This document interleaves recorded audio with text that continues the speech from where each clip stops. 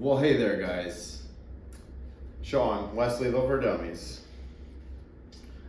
Little different looking format today because I screwed up in more ways than you can even imagine. Where do I start?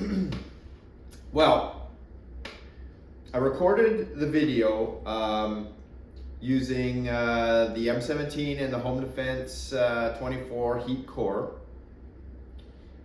with a variety of barrels.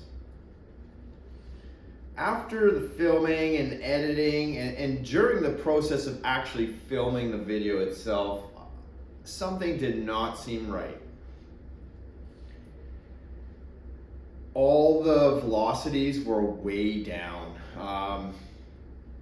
And that is no fault of my own.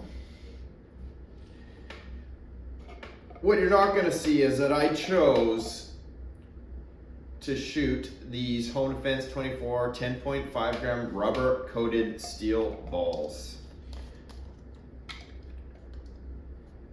They are very tacky. I've said this before, I'm eating my own words. These tacky balls, not only don't they feed very well in mag-fed markers, they also showed in the aluminum barrels a very reduced velocity.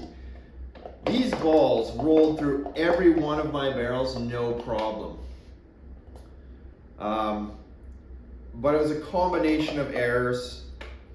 I swabbed every barrel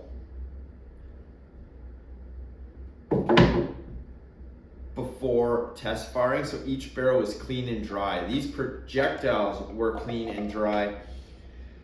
And during my test, what I saw was a really low number coming out of some barrels. I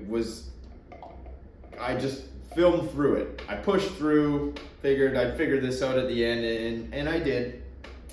So those clean dry barrels and these clean dry rubber coated projectiles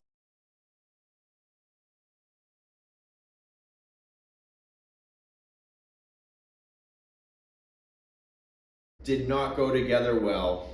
Even though they rolled down the barrel, Rune talked about this today in his TCR video. He was testing these exact projectiles, and that even though they roll through, you know, they get moving in there and rolling around, bouncing. There's turbulence, and every time they touch the side of that barrel, that's friction. That is energy lost, and the stickier the balls, the more grab ass they're gonna be, and they're gonna slow down a whole bunch. And the reason I chose these is because all my Valken mags are all trashed, and my TIPX stick mags are kind of set up a little funky that none of the riot balls are staying in them right now. But these rubber coated steel balls, I could load a full mag and they stayed put. Long story short, I'm going to have to redo the test using a more appropriate projectile, at least one that I'm confident will give accurate representation of what each one of these barrels can do. And oh boy, that was only the first problem. I edited a whole video. I decided at the end when I discovered this issue that it wasn't fair to show this video as kind of proof of what each one of these barrels was capable of. I made kind of an intro and a conclusion that I kind of stuffed at the ends, and because I was going to show you the video anyways, and I deleted it. Oh, my phone is just not cooperating these days. I think maybe my videos are getting too large for kind of the process that I'm going through. So this is the video you get to see. But I am going to do the barrel test over again. But here's where you come in.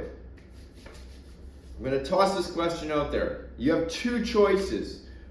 Grimberg Jewel V2 or Riot Balls 9.9 gram. Those are the two projectiles I'm going to choose between to test in the barrels that I've chosen. And some of you have kind of tossed your hat in there and said, you know, can you do this barrel? I don't have all the barrels, and some barrels aren't exactly maybe what you wanted, but I'm doing my best here.